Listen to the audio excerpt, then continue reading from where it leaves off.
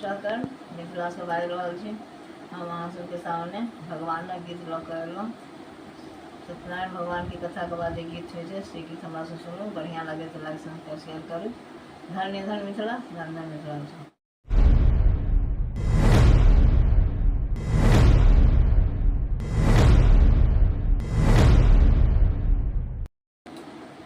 राम लखन सिया जानकी रात सपना में देखलहुँ। राम लखन सिया जानकी रात सपना में देखलहुँ।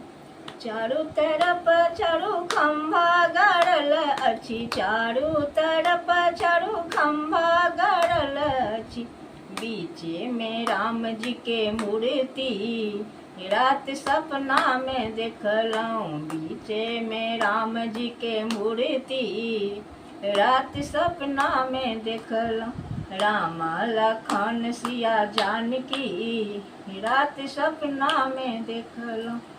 चारू तरफ चारू कलशा राखल अछि, चारू तरफ चारू कलशा राखल अछि।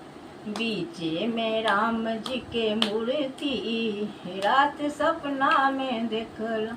बीचे में राम जी के मूर्ति रात सपना में देखलहुँ। राम लखन सिया जानकी रात सपना में देखलहुँ। चारू तरफ चारू सखिया खड़ी छथिन, चारू तरफ चारू सखिया खड़ी छथिन। बीचे में राम जी के आरती रात सपना में देखलहुँ। बीचे में राम जी के आरती रात सपना में देखलहुँ।